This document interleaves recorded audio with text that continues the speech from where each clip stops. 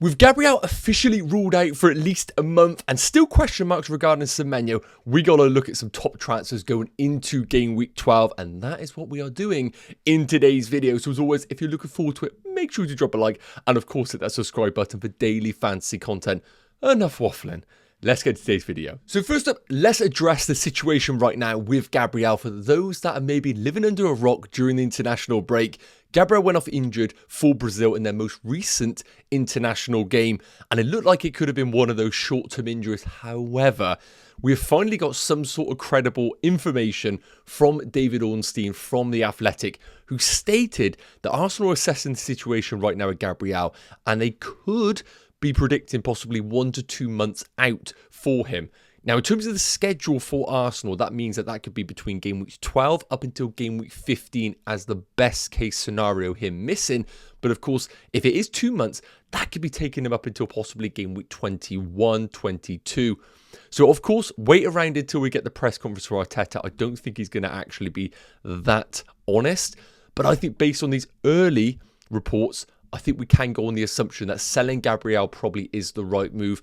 I know we've all accumulated a lot of value in him, but if he's going to be out for a month and a half and you keep one of the most expensive defenders on your bench each and every week, it's just not a good use of your money. So selling Gabriel for me is the right move, but I would wait until the end of the week and just let any price changes happen just so we can get some full clarification, because he is still a great option, as we know.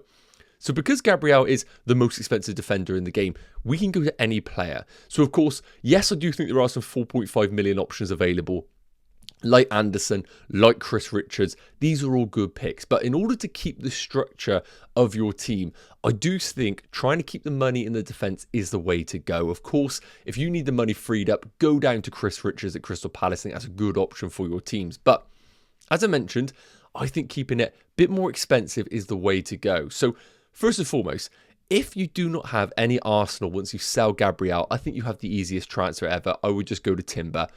Yes, I do think there is a chance that maybe in game week 14 midweek, we could see Ben White play at right back. But if Gabriel's going to be missing and they do play a Mascara, for example, I think they can't really rotate a lot of people in that defence. And I think Timber has been one of the most important defenders each and every week. And as you can see, he started the last 10 league games, so he has been an absolute ever-present in that side. So if you're selling Gabriel and you have no other Arsenal coverage, I think the fixtures are good enough. Spurs, Chelsea, Brentford, Villa, Wolves, Everton.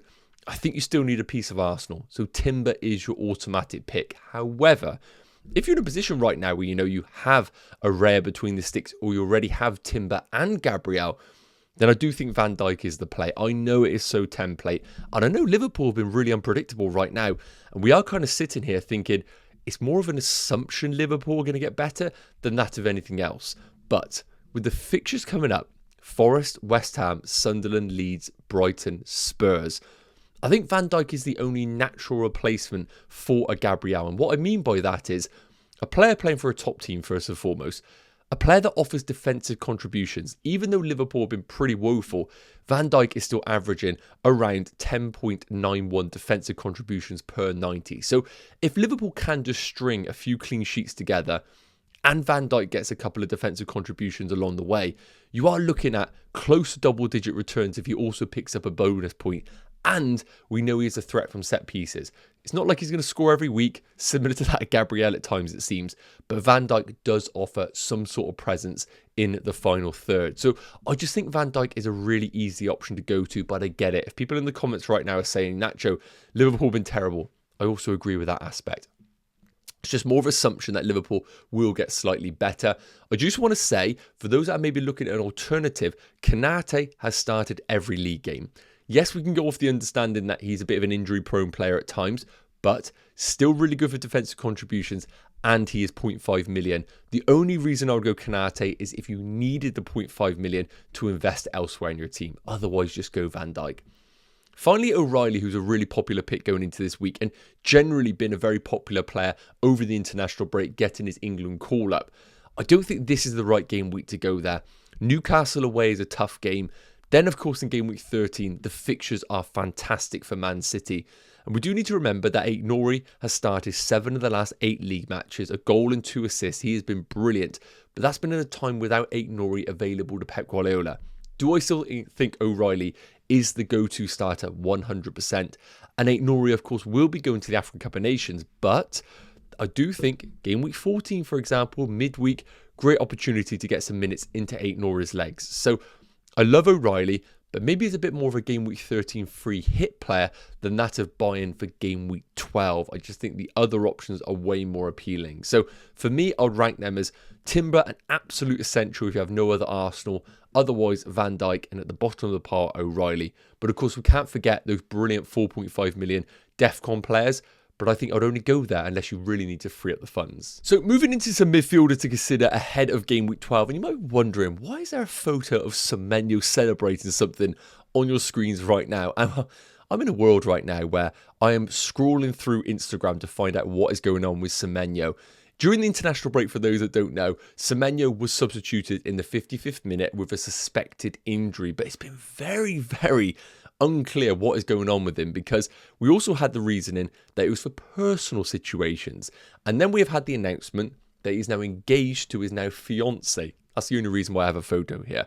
So it's very unclear right now what is going on with Semenyo. So I just want to put it out there. If you're in a position where, Semenyo's been yellow flagged and you're looking to sell him, this is one of those that you absolutely have to wait until later on.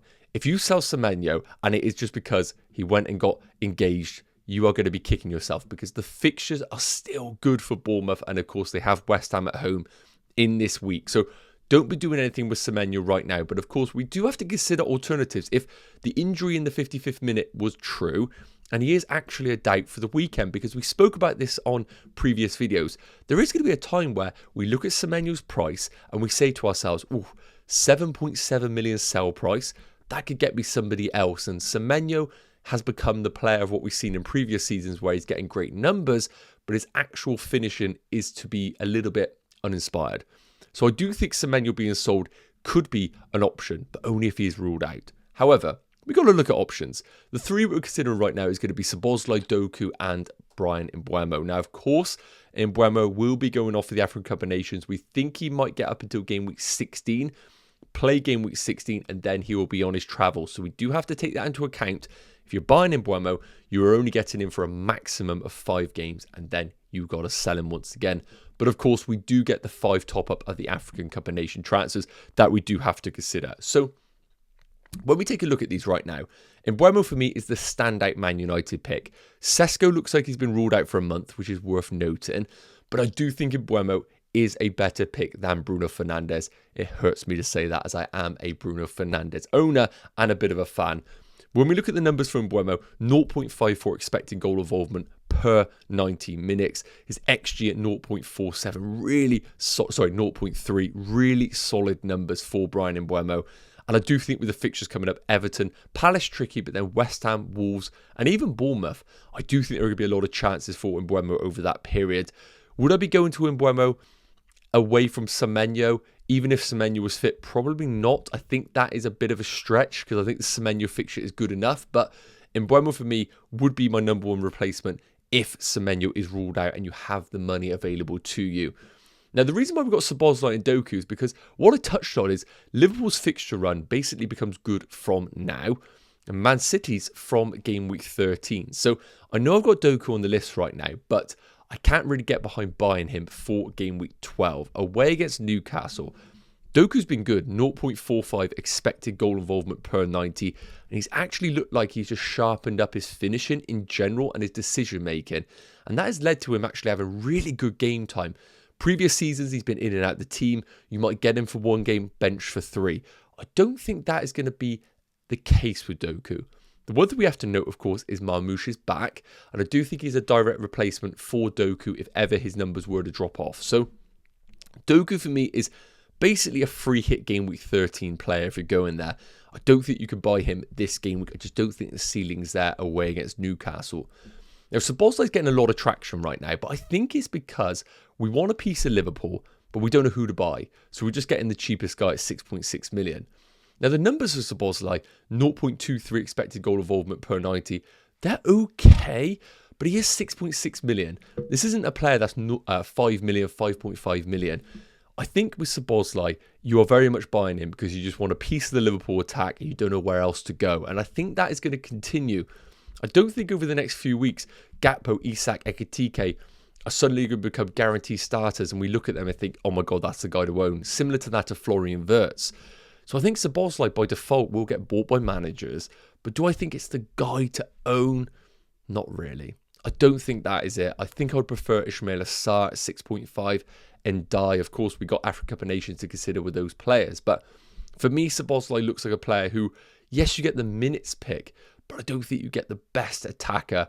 And I think once things click at Liverpool, if they ever do, I think Szoboszlai will be the first one to drop into the double pivot, then remain in that number 10 position that we've seen at times. So for me, I probably won't be buying any of these. And Mbeumo I do think is a great buy, but it's who you are selling. If it's Semenyo, if he's ruled out, go do it, 100%.